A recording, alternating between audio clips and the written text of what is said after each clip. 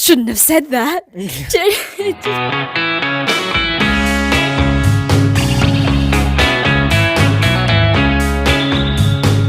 Hello, and welcome back to Chairlift Chatss, the podcast where everyday conversations take flight. I'm one of your co-hosts, Chelsea Widdicombe, joined alongside my brother, James Widdicombe. How do you do? How do you do?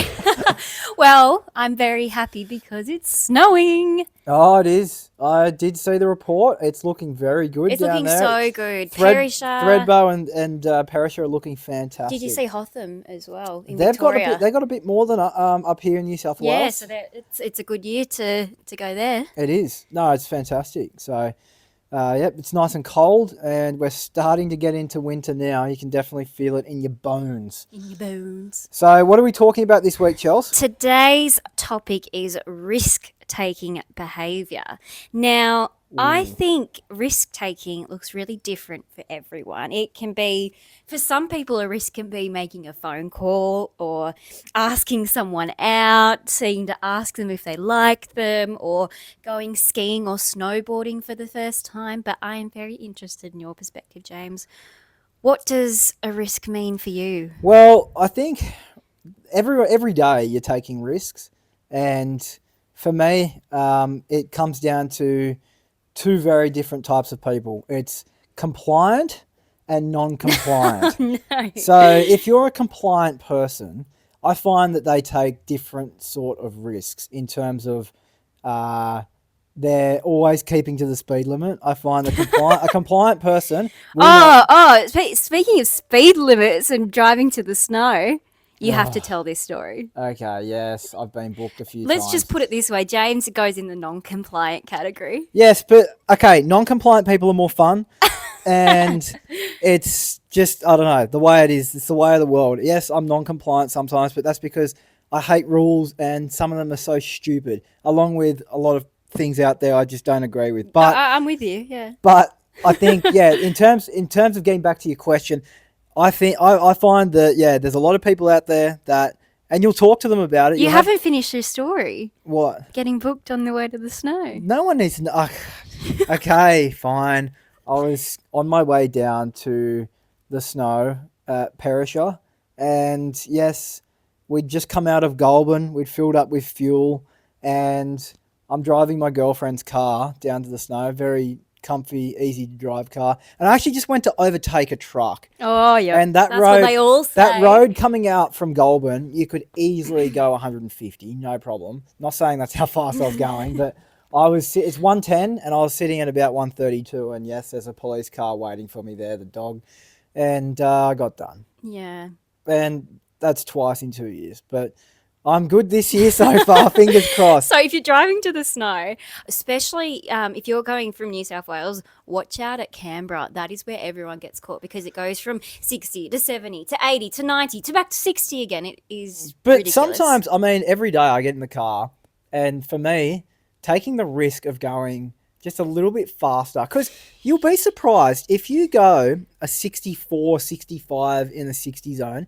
you actually get to your destination that much quicker than anyone that sits under the speed limit. It is ridiculous. You're that person. I suppose I'm a bit like this too. It's ridiculous. You know, when the GPS says your estimated arrival time is 11:55, you're like, I can beat that. I've got to beat that. I have to get there at 11:50. You know, because 5 minutes is quite. This is the other thing. If you're driving on certain roads in Sydney, anyways, you come across like lights, and if you miss one set of lights, you're guaranteed to hit red on every single set. It is so annoying. Yeah. Well, you know what? In the car, it gives you plenty of time to have good chats and also listen to good podcasts. So make sure that you are subscribed to Chairlift Chatss so that you never miss an episode. We're on all podcasting platforms, Apple, Spotify, Amazon, and you can even watch us on YouTube as well. We're getting there. So, Chelsea, you tell us about some of the people and the chats that you've had with various risk takers in your life, and just the day-to-day that you come across, because it's very interesting with each person. No, as we were preparing for this episode, actually, I asked people the question, just like randomly, what's the biggest risk you've ever taken? And it was the best conversation starter. One lady I asked this question to, she was like, oh, every day of my life's a risk. And I was like, oh, really? What do you do? She said, well, I took the leap and moved to Australia. I moved my whole life abroad, all my family. That was a big risk. And then, sitting in a restaurant one day and deciding that in a few months' time, I'm going to be running this restaurant. So I think the way I define a risk is taking a leap of faith, just having that courage to fully immerse yourself into something and deciding with yourself. I think it comes down to decision making, deciding whether or not this risk is worth it. Like, yes, I'll take the deal, or no deal. Deal or no deal. Deal or no deal. One of my favourite shows. If you haven't seen it, Channel 10 have brought back Deal or No Deal, best show ever. So yeah, and I think you're right. So there's plenty of different people out there where they're deciding on business decisions and things like that. There's risks like that every day, and there's a lot of important conversations and chats that go into taking a risk so big. And they can be really exciting sometimes, like, potentially moving abroad, starting a business, starting a podcast. Other times risks can be very boring when you're filling out paperwork, doing WHS risk assessment reports. Stupid reports. So that's why a risk can really mean a lot of different things to a lot of different people. It can. And I mean, for me, some of the risks that I've seen and had conversations with other people with, and you see it on Instagram and everywhere, just people doing crazy things. But some of the things that I've done, and it hasn't always led to success, but sometimes it has led to success. I've been part of like previous work and have been part of a toxic environment. And sometimes you need to take the leap of faith in a way of just, okay, I'm done. You come to a point when you're at a job and it's so toxic, it is just so difficult, and then you go, okay, I'm done. Yeah. And then you transition, and you know what? A week later, after I've done something like that before, I found one of the best jobs I've ever been in my entire life. Yeah. And if it wasn't for that leap of faith, your life won't change. So sometimes, you need to make that leap of faith, have the difficult conversation with yourself and go, you know what? Let's just do it. Yeah. It's really about listening to your intuition and trusting yourself. And I think the biggest risk and the biggest leap of faith you can take is being yourself and allowing your vulnerability to show through, because sometimes we hide behind it and you just kind of stay coasting in the same spot. But taking that risk can really be the most rewarding experience. I'm going to do our quote of the week based on this one. Okay, here we go. Go for it. Sometimes all you need is 20 seconds of insane courage. Just literally 20 seconds of just embarrassing bravery, and I promise you, something great will come of it. That is a line from We Bought a Zoo said by Matt Damon. Matt Damon, what a great quote. Yeah. I do like that quote because it's bang on, just a 20-second leap of faith. Like, close your eyes. Just go for it. And say, okay, this is really freaking me out, but this is something in myself. It's telling me to go for it. So take that 20 seconds and do it. And I would say that for 90% of people in the world, especially for a guy who is asking out a girl, you need to take at least once or twice in your life, sometimes it's many times, but you need to take that 20 seconds of leap of faith and hop into that relationship or the getting out of the friend zone. Putting yourself out there. Putting yourself out there and going, you know what? I'm risking here the fact that I could look really silly. Yeah. Or it could end up being a life-changing decision. And I think that's really cool. So good on you, Matt Damon. I remember watching that movie. It's from the movie We Bought a Zoo. Yeah, great movie. And I remember watching that movie because it's towards the end and he's talking to his kids about like how he met his wife and everything like that. And I remember I was probably fairly young when I watched that, and it really stuck with me. And I, again, as we were doing research for this episode, that was the quote that came to my head straight away, because often when I go to like networking events or I've got to walk into an audition for a role or something and I'm like, I really want this, and you know what, all it takes is that 20 seconds to go for it and you can achieve amazing things. You can. So for anyone out there that is kind of a little bit on the fence with taking a leap of faith and getting out there and having a crack, just you've only got one life, so go out there and just give it your best and have a crack. You only live once, they Yeah, say. yeah, you can't lose much. You know what? I've done some things in this life that has cost me a lot of money, and I'm going to get to that point because it leads us into our next one. But because of what I did with that risk and the stupidity of what it was in the end, the outcome, it may have cost me a lot of money, but it's led to some unbelievable stories that has taken me to bringing in this podcast and having different chats with people. So what's a bit of about money? it. If that's the outcome, Exactly. what's a bit of money mean? Exactly. It is only money, like what that's the thing. So that leads me into one of the risks I took when I was 18 years old. So we'll move into something that's like a little bit more action sporty. Schoolies. And Explain schoolies. Schoolies, you've just finished the HSC. Year 12, you finished high school. Finish high school, you're out there, and it's freedom. It's time to have some fun. Anyways, we went to a beautiful location at Avoca Beach in New South Wales, and there's a rope swing leading into a lagoon in the lake up there, and we were having fun. Who were you with? Just some friends from school. Like, okay, so you're just with the boys. just with the boys, having some fun. We're flipping into the lake. Oh, like on a rope swing. Yeah, on a rope swing, just hanging off a tree into the lake. And I've decided, I've been egged on by friends. Do a double backflip, do a double flip. I'm sure that took so much marketing from your friends to convince you to do that. And anyways, I'm like, yeah, okay, I can do that. Anyways, I've come down, swung up, have under-rotated and smacked my face straight into the water, completely knocked me out, broke my jaw in both places, broke my top left tooth, and busted my lip. And because of that injury, it's cost me plenty of money in dental bills, but it's one heck of a story because friends came in, they rescued me. Knocked out in the water, I would have drowned and died. Blood everywhere. But it was something to... So yeah, it's just a classic story. So something that, that they're the sort of stupid risks that you take when you're 18, I suppose, but something entertaining. What about you, Chelsea? Do you know what? I will leave the extreme sports to you. And I definitely don't do stupid stuff like that. I mean, good on you. You had fun. Yeah, it was stupid, but it was fun. When I think of taking a risk, I think of like putting myself out there. Like you said before, asking someone out and just being really candid about it, whatever. I'm someone, when I send a message and go, okay, no, I'm putting myself out there, even if it's like applying for a job or something, or putting myself out there to a director or casting director or something, and I'll send the message.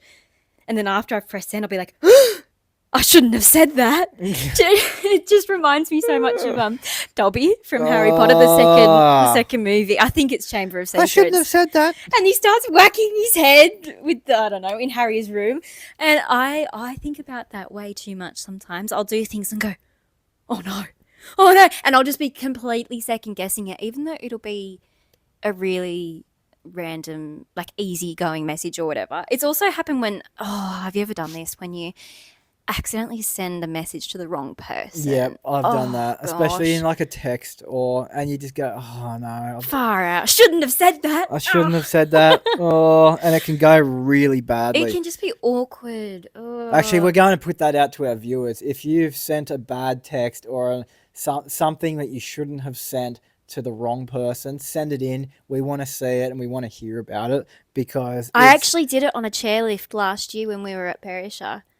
I was sending a message I was trying to send a message to the group chat to say where we were meeting up for lunch or something. Somehow I messaged the wrong person and I messaged all this stuff about the pub and meeting you there and we'll talk about what's been going on. Love the pub. It was just in the wrong context. It was not good. Well, actually, speaking of like even just taking risks at the snow, for anyone that's beginning, like a beginner learner, skier or snowboarder, they're always taking a bit of a leap of faith going out there because it's quite hard. It's difficult, but it's a lot of fun. And people take these leaps of faith just because they want to experience something new and they want to get that pit in their stomach that's something, hard. I'm going out of my comfort zone. This is different. Yeah. But I know that if I do this, I'm going to have fun forever, because it's kind of, Forever. it's like, especially skiing and snowboarding, it's a muscle memory. It's not something you forget. Yeah. So I think, you got to take the leap of faith with that. Yeah, because we have a ski club with our friends, and we've had a lot of new people join over the last 3 years. And every year, it's always someone's first time skiing or snowboarding, and it's just so encouraging. And I think, if you've never done it as a kid, it's a big deal, and I really like to celebrate that. Well, some of the most insane, things that I think this was what, especially when I was in Austria about for 2017, so a little while ago now. Yeah. But I went there, and it was for a ski trip, and I'd only been probably on the snow, actual ski time, for about 3 weeks prior to this trip. Anyways, we actually went heli skiing while in Austria. What is heli skiing? Heli skiing is where you get into a chopper. No. And you go up to the top of the mountain, the highest point, and you jump out and you snowboard all the way to the bottom. Oh my gosh. And that's like something that would happen in a movie. Yeah. And that was probably one of the biggest, because I was freaking out, but typical bloke sort of attitude. Oh yeah, she'll be right. Oh Let's my just gosh. go. Anyways, and it worked out. It was just an unbelievable experience. You get up so high to the point where people actually struggle to breathe when you're up that high. It was about 17,000 feet in some of the mountains over there. Okay. But it was insane. Far out. That sounds so fun. I love Insane. helicopters. I've got Oh. something about a helicopter just gets me. And then, have you ever been skydiving before? No. Well, that takes a leap of faith too, literally. Jumping out. Jump out of a plane. A bit of a leap. And that's something that you can just experience it once or twice, but I'd recommend going and trying that. It's Yeah. awesome fun. Doesn't really appeal to me. I think I'll stick to snowboarding. But I tell you, the chats that you have on the way to the airport, you're in the bus, driving to the airport to jump out of the plane. And I remember it was early in the morning. So it's super early. You got to get up. It's like 5 a.m. start, drive down to Wollongong. It's about an hour and a half south of Sydney. And down you go, and you're skydiving the beach. You drive to the airport. Yeah. And I had my instructor who literally was like, "Are you okay?" Because I fell asleep. I fell asleep in the bus, and people are like, "What the heck's wrong with this guy?" What's he on? I'm like, "You're about to jump out of a plane and you're asleep." I'm like, "I'm tired." So, bit of that it's just different. I think that just goes to show that how people can react differently. It's like your fight or flight mode in your brain kicks Yeah. in. And I feel like you under pressure are very calm, whereas some people become very stressed and anxious. I don't know what it is about you, but you're always calm in situations where it could be quite stressful. Well, I think sometimes you just gotta think, especially when you're in a dangerous situation. So I've been stuck in dangerous situations before, and you've just got to think, try and clear your mind as best you can. And you could probably talk about this into like a bit of a meditation situation. Well, that's what it sounds like you're talking about. But you've got to. I don't do it as such, but I definitely try to calm myself down in dangerous situations where something could seriously bad go wrong, because you've got to take those calculated risks. Calculated risk. Let's quote that. Yeah, but especially like when you're out in the water, like surfing king tide, or you're going near a rock, and you've got to judge your jumps off the rocks to potentially go out. When you've got to read the waves. Read the waves and things like that. If you get it wrong, it's like life or death. But it's what makes life so fun.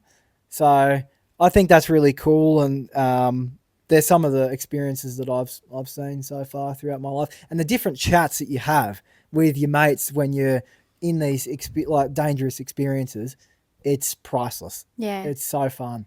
Okay, well, I've got a question for you. Yes. Okay, you've got to kind of say deal or no deal to this. Deal or no deal. Say if it's worth Take the risk. money. No. Okay. First one is you're skiing or snowboarding and you make the choice to wear a helmet or not. Oh, definitely wear a helmet. You've only got one head. Yeah. And you've got one brain. If you break it, you're in serious trouble for the rest of your life. Yeah, So definitely. definitely wear a helmet, always. Safety is priority. PPE. Always wear Your your PPE. Always wear your safety. But I gear. actually saw the coolest helmets on Instagram this week. It's from a company called Anti Ordinary, and they have helmets that look like beanies. Because you do see a lot of people kind of just wearing beanies, but they've got these helmets and they've done all the like crash tests and everything on it, and they've actually been proven to be like some of the most protective helmets. So Well, there you go. I'd be keen to check those Well, out this let's year. ask the same question. If you're playing rugby or rugby league, Yeah. helmet or headgear or no headgear.